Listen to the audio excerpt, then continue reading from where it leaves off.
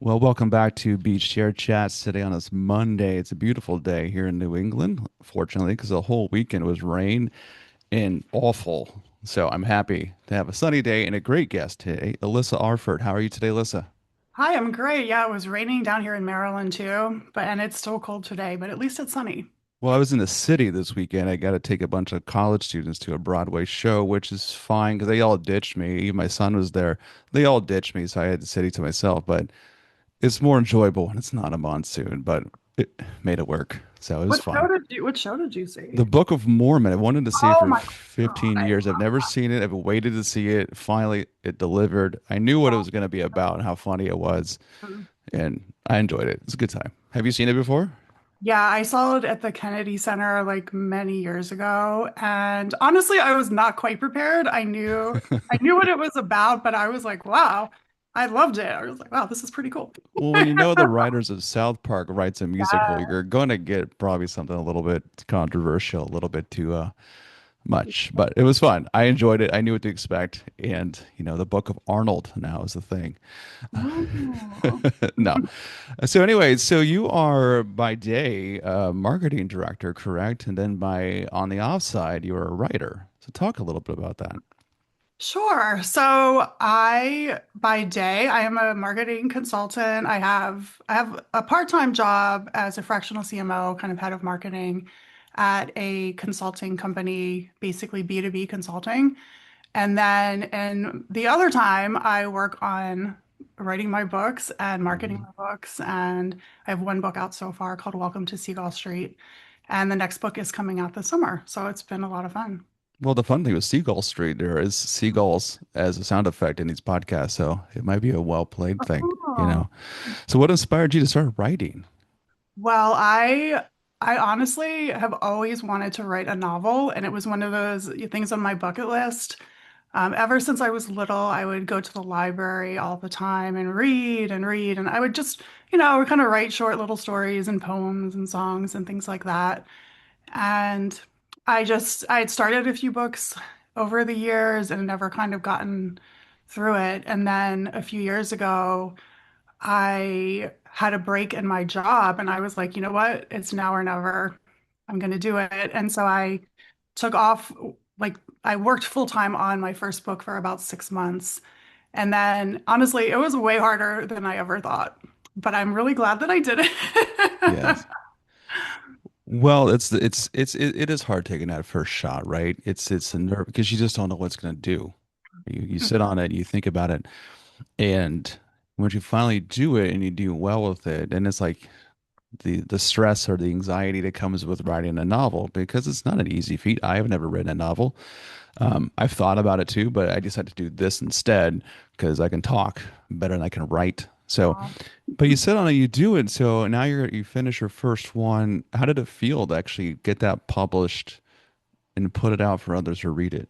I was terrified. I mean, I think that that was the hardest part because I have this story in my head and I'm just like, and it was like it's not autobiographical at all, but it's what I would consider to be like future historical fiction. So it's a lot of facts. I was like very specific, like if you're watching an Orioles game, like it's the right teams, it's the right score, it's the right time. It's Hmm. like the weather. I went back to check the weather. So everything was like very accurate.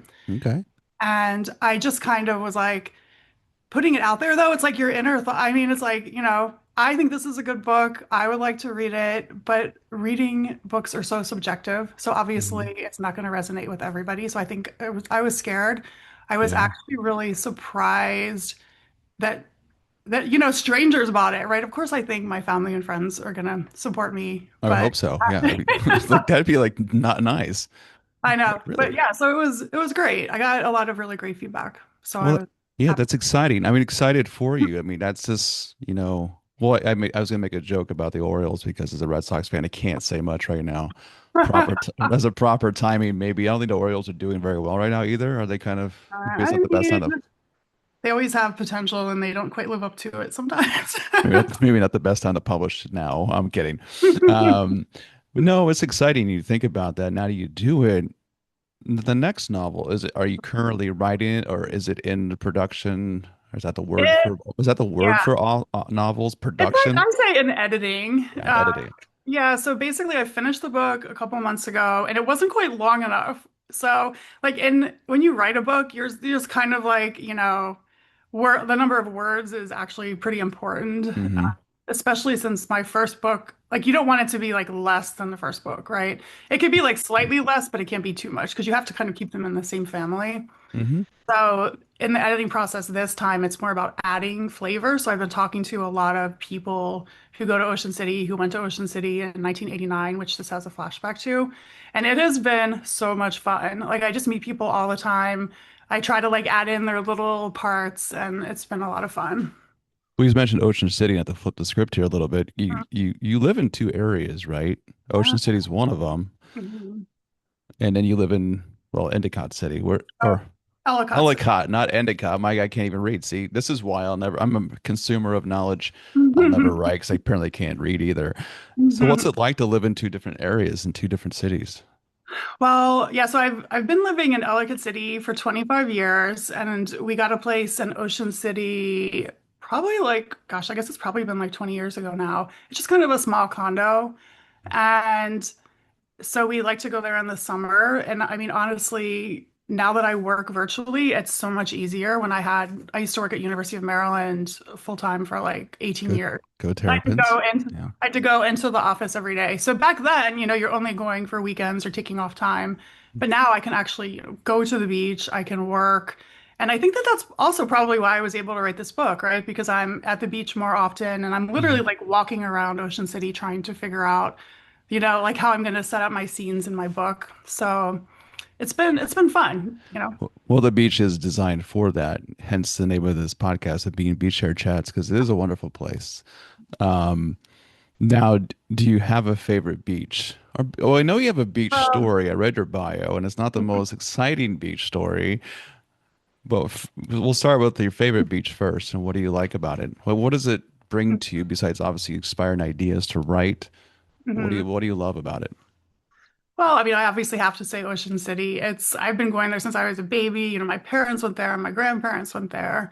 We have a big connection to Ocean City. And I think that the thing that I like about it is it's it's like exciting. It can be exciting if you want it to be exciting. There's like Hmm. go-karts and amusement parks and fun and excitement. But if you want it to be quiet, you can make it be quiet, right? You can go places and kind of stay away from the crowds. So I think that there's kind of like whatever you're feeling Hmm. like, it's there. Well, it is a wonderful thing too, but you also have a tragic story, which I read about this, and you sent in your little bio here, and it's interesting. You have to have a knee replaced. Not there's a knee street reconstruction, a Yeah, torn meniscus. yes. So this was actually, it was pretty funny. Well, it was kind of a series of unfortunate events. I hurt my knee hiking initially at Calvert Cliffs in Maryland, and then I hit it again when I was paddleboarding and fell. But the final straw was I was literally walking on the beach in Ocean City and I reached down to get a shell. And I don't know what I did. I twisted it and I just like fell on the ground and I couldn't walk. Picking up the shell. So I can imagine the people watching, like, what the heck is happening here with this I person? know.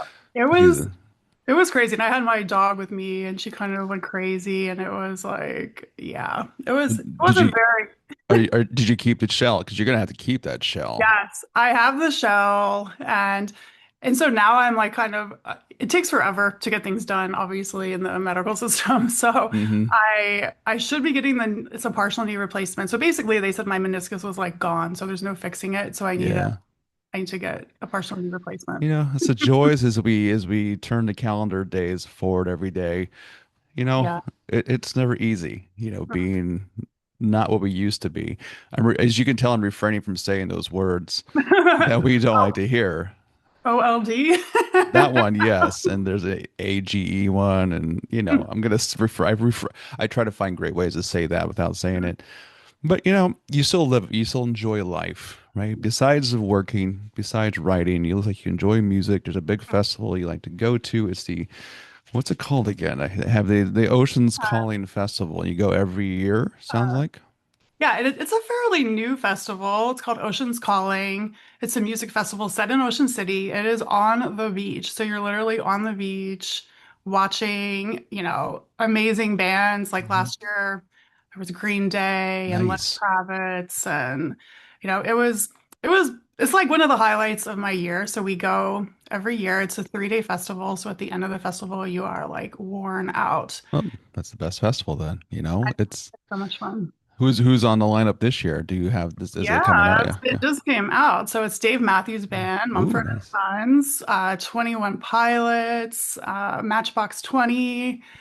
Oh my gosh, Gwen Stefani. It's Wow. like insane. I can't wait. Okay. So what I do is I start a music like a playlist and then I Hmm. listen to it like all year. So you kind of have your pre gaming with music to go to the actual festival, all the songs, so you're ready to go Yeah. when you're in the vibe Yeah. of all the bands. Is there a favorite band on this lineup that you're like really Uh, looking forward to? oh my gosh.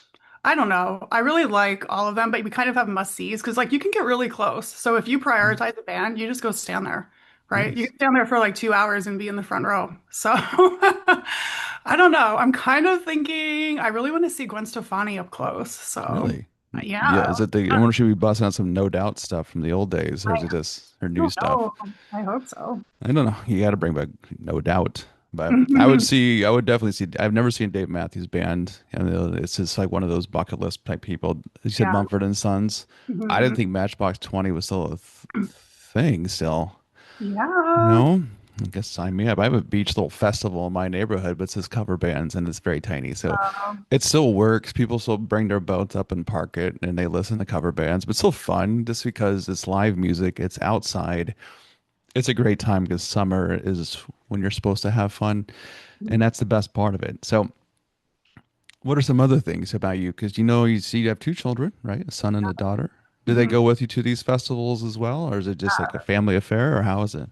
Yeah, usually my son is also obsessed with music, so he's the one who's dragging me through the crowds to try to make it to the front. So he goes with me. He's getting his master's degree at the University of Maryland right now in business analytics, Ooh, and he smart also, guy. yeah, and my daughter is in law school, so Jeez. yay for her. But so she hasn't been able to come because she's actually been in New York City in law school, so Mhm. it just conflicts with her schedule. But my son, since he's still in Maryland, he can come. Nice. Well, as the kids get older, they start to achieve things. And it's one of the things that I've had a lot of guests who've been parents on this, and their kids go on and do wonderful things. It probably puts you in awe to see them do these things, right? Business analytics, law school, these aren't like they're not small feats, right? So, how do you Yeah. feel like that as a parent? Mhm. Watching them grow and do these things. What does that? What do you get from that? I feel like, okay, maybe I did something right parenting.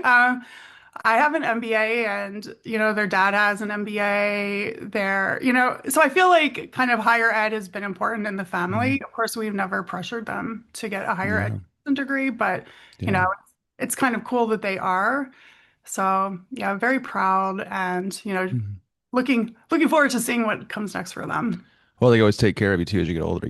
As they retire, it's like, hey, all Mhm. that stuff. I took you all those things. I was like, you're a kid. Come on, to take me on a cruise because you love cruises. I saw that too. Before we get to that, you do all live music. I saw you play the piano, which love it. I love the piano. It's a beautiful instrument, but also guitar. You're starting to learn to play guitar. I mean, what inspired that to That do was that? basically, I think, kind of the thing everyone did during the pandemic.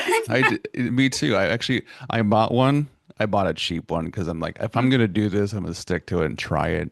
And now it's just in this little case collecting dust because I didn't stick with it. Um, But yeah, pandemic purchase. yeah, and it's been fun. I'm not as good. I mean, I originally played the clarinet in school.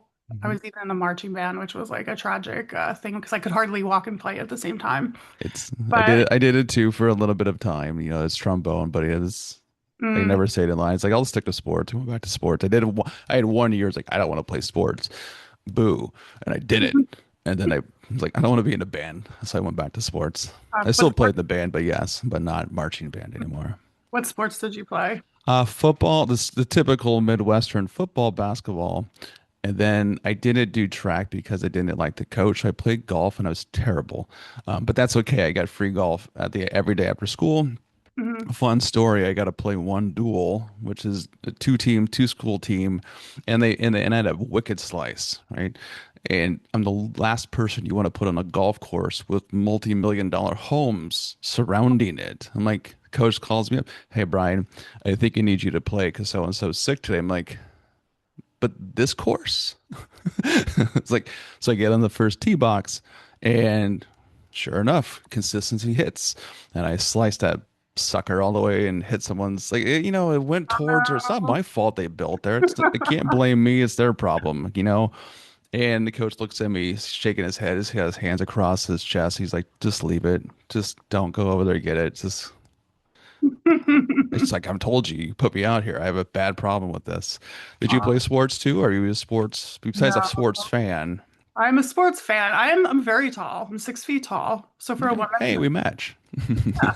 So of course, all of the coaches in high school were like obsessed with trying to get me to play. But unfortunately, I had asthma, and back then, like the medication wasn't Mhm. that great, and so I just really couldn't play sports.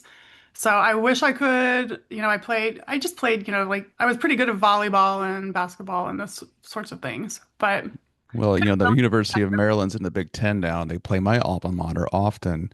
what's your alma mater? University of Nebraska, we're the volleyball capital of the world. Only in Nebraska you could play a volleyball match in a football stadium and sell it out. I No mean, way. yes, Wow. it's 93,000 capacity stadium, and they sold it out for a volleyball match That is insane. because Wow. nobody in the Nebraska has anything better to do with sports. There's no teams there, so they just really rally around the college sports, and they travel and they are passionate about it. But yes, they sold out a football stadium for volleyball, and I guess the volleyball team's going to play in Wrigley Field. I think at some point exhibition they're going to put a court. Whoa. So are Sports they is recruited to the Olympics then? Like, the women are. yeah, There are some that have made the team in the past. that's cool. They're but you can't keep players anymore now. I don't want to go on a soapbox about the transfer portal. That's a whole Mhm. nother conversation that drives me bananas Well, because you don't even follow teams anymore. You follow your team, and like every fan has to be like, we're gonna watch our team play. And then I don't even know who's on the team anymore every year. It's like who's on a roster, who's the quarterback, who's whatever that is. I have no idea. They're paid lots of money, and fans just have to settle for whatever it is. But you are a fan of sports. You are a Ravens fan too. It would make sense being from Baltimore or down that area. yeah, I feel like you have to support your home team personally. I mean, I was Yeah. born in Baltimore. I've lived here almost my entire life. So got to support the home team. I'm kind of a super fan. I've got the jerseys, the socks, everything. Go to the game. You are decked out. You're ready to go. Do you Yeah. tailgate before the games? You go out and do the whole Uh, thing. Sometimes. I mean, I don't have season tickets, but I try to go to, games each Hmm. year. They're So, fun. There are lots of fun. I will admit it. I became a Patriots fan when I moved here. no. I know. I'm sorry. I will admit it. I hated the Patriots in the Midwest. Like everybody, this is what people hate New England or hate any team. Like people hate the Chiefs now, right? Because the people are jealous of winning, right? So That's if the Ravens had a dynasty, people would hate the Ravens, right? mhm. Because as a fan, you love the Ravens, but you'd hate them on the outside because you're like, I just want Yeah. my team to win. I'm sick of Mhm. Tom Brady. I'm sick of the Patriots winning Yeah. every year. Mhm. And then I move here. I'm like, I don't want to adopt New York sports teams at all. Yeah. So I just kind of evolved into all of Boston sports. Red Sox are right now. They fired half their coaches, which is fascinating already. But then I had to learn to appreciate the greatness of what Tom Brady did, Mhm. even though I begrudgingly didn't like it Mhm. back in the day. But I look at it, so you see a guy who consistently performed, consistently did well. It's like, wow, Mhm. I appreciate this. Yeah. As a sports fan, not a big fan of the Patriots right now because their coach is kind of a, well, jackass. Okay, I put it that way. Rabel, kind of a dumb shit. Sorry. So I can say language on this. It's my show, but he is. Yeah. But I think he's getting the Patriot pass, as I call it, which is not cool either. But enough about those people. So cruising, you talked about, I know you like to go on vacations. Do you have a cruise planned? I know you would like the beach, but then you get on boats and leave it. You said, was a favorite place you went to? I'm looking at Playa del Carmen in Mexico. Oh yeah, so we went to Playa del Carmen in January because it was the Hmm. kids like their spring break, and we Nice. hadn't been anywhere in a while. So we're like, it's easy from Baltimore to fly to Cancun. It's pretty easy. There's a lot Yeah. of direct flights. And it was gorgeous. We stayed at this resort where the monkeys were literally like coming up to you on your porch and you could like feed Like them. You what? weren't supposed to feed them, but you could. Like a little White Lotus going on here. It was, I know, I was like, well, they need to film the White Lotus here. It was pretty cool. Then Nice. we went to Chichen Itza and Koba and did like all the archaeological stuff. Very So, cool. Now, do you have a cruise planned soon? Do you have any big vacation plans? Summer's calling you. wow. Well, okay, this is my dream. I really want to go on a Panama Canal cruise. Ooh, So those are, some of them kind of go to the Panama Canal and then come back, but some kind mm, of go all the way from East Coast to West Coast. very cool. Yeah, so I would love to do that. It's a kind of a long cruise, so you have to plan in advance, right? To Mm. so you have enough time, vacation time to do it. I give you props. I've never been on a cruise. I don't know if I could do it No, you because can do it. I could do it. I mean, just to be on a boat. I mean, I love boats. Do you Um, get seasick? Because I think if you do get seasick, I could see not wanting to go. But I mean, I haven't been on a boat. Only boats I've ever been on, sadly, this is kind of almost like a pathetic admission, is a ferry boat from either New England, from the shoreline in Connecticut to like Mhm. Cape Cod, or actually not Cape Cod, to like the Vineyard or stuff like that. So I've been on the ferry just to go to an island, but nothing significant. I don't get seasick on it, but I can say I don't think you really feel it too much on a cruise ship, dude, because it's so big. Do you? Well, it kind of like leans. Sometimes it's like Okay. it's called listing, so you kind of go back and forth. And A little Dramamine, you're not good to bad. go. I Yeah. I do take Dramamine, yeah, but I don't because I've had people who say they don't want to cruise, and then I've taken them on a cruise and they've liked it. So My parents love cruises. They're like the and cruise. you're My dad will talk to anybody on the planet, strangers. Maybe that's where I got this gift of yeah. talking with strangers. And so they go on the cruise, they sit there, they just float around, they love it. They eat all the food and do all the things, and they're older. I mean, they earned it. My dad's been a farmer his entire life, so he's earned his right to take vacations and earned his right to take cruises, but they do travel now. I never got to travel as a kid, so they definitely do it now. It's like, thanks, I appreciate that. All the times as a kid I wanted to go on vacation, and the only two vacations I ever got as a kid was Kansas City because it was close, in Orlando, Oh, that's where we always went. which makes me chuckle a little bit because after seeing Book of Mormon, you just want to break out and sing Orlando and sing the song. But they went there because I got called into one of those timeshare sucker Oh my deals. Like, who God, got a free trip to Orlando? Like, cool. And yeah. like, no, they had to go to the meeting. They got suckered into buying one. And yeah, Oh. so Orlando, it's fun. Um, so you got to go to Panama. It's going to happen for you. Um, and it's one of those things, but just random fun stories about yourself because you're right, you work. What is something interesting that people just don't know about you? Hmm. I don't know. I'm pretty much an open book because I've got to be on social media all the time. Yes. But I love reality TV. Ooh.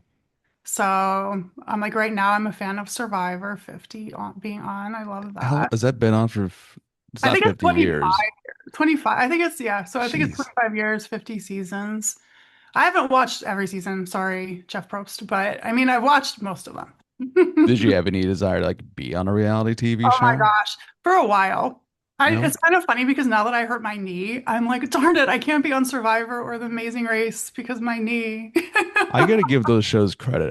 I didn't think they would actually last, right? It's like Surprising. reality TV.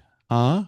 Yeah, the longevity is shocking I sometimes. mean, the only reality TV shows that I watched was MTV, Real World and Road Rules. That was the thing, and I remember they had I won't try to say Real World and Road World Challenge multiple times because that's quite the tongue twister. But those are the reality shows that I grew up with, and like, okay, cool, it's gonna stick. But here we are, reality TV. There's so many shows. Um, I guess if I feel bad about my life, I want to watch some like train wreck TV shows. I will turn it on just for it's like, okay, life's not so bad, but there are some interesting stuff. So, but reality TV, that's the fun thing to do. Summer plans, you're ready to go for all the good stuff. Piano. Actually, I'm gonna go back to this question. I don't say piano. I don't know why I even said that. Guitar.